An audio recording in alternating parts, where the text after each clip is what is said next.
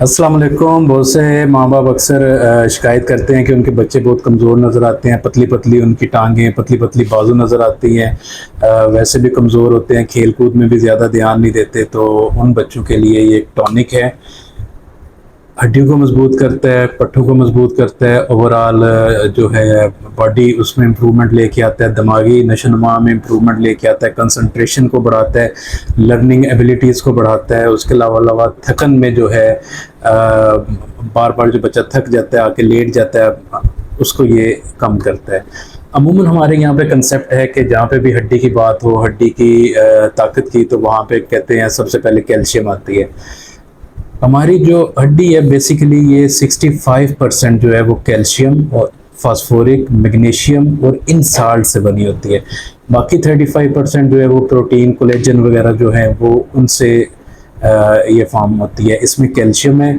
Calcium के साथ साथ इसमें एक और चीज़ है सॉर्बिटोल। सॉर्बिटोल अमूमन जो है ये कब्ज़ के मरीज़ों के लिए इस्तेमाल होती है। ये एक ग्लूकोज है जो इंटेस्टाइन में बहुत कम मिकदार में अब्जॉर्ब होता है। बहुत से फ्रूट में ये मौजूद होता है।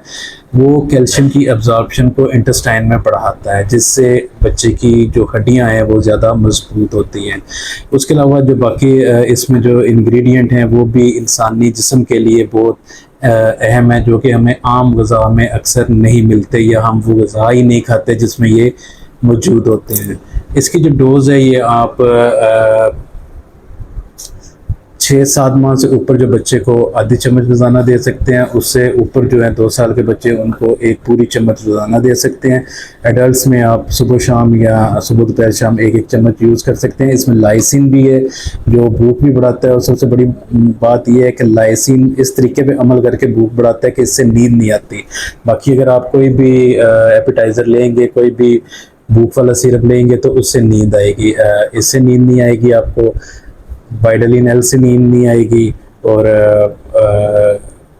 इसी तरह के बाकी जो कुछ सिरप हैं वो भी मैं आपको किसी नेक्स्ट वीडियो में बता दूंगा कि बगैर नींद के जो है वो कौन से सिरप हैं जिनसे नींद नहीं आएगी। वो सिरप का अलग एक वीडियो बना दूंगा मैं, तो ये आप यूज़ कर सकते हैं। बाकी इसके साथ साथ अगर आप अक्सर माँ बाप ये करते हैं कि कोई भी जब टॉनिक देना शुरू करते हैं या ताकत का सिरप देना शुरू करते हैं या कोई भी ऐसी मेडिसिन यूज़ करना शुरू करते हैं, तो वो फूड को निगलेक्ट करते जाते हैं। अब इसमें गिनी चुनी 5-6 चीज़ें हैं जो आपको सामने नज़र आ रही हैं, लेकिन जो खुराक है उसमें अल्लाह ने अनलिमिटेड चीज़ें रखी हुई हैं। हमें पता भी नहीं उससे हमें क्या क्या मिल रहा है। तो खुराक सबसे पहले है, ये चीज़ सब एंड वेयर उस हालात में है कि जब आप एडिक्वेट खुराक नहीं ले रहे, आप इतनी अच्छी डाइट नहीं ले रहे हैं कि आपको वो चीज़ें मिलें। बाकी दुआओं में याद रखिएगा। अल्लाह हाफ़िज़।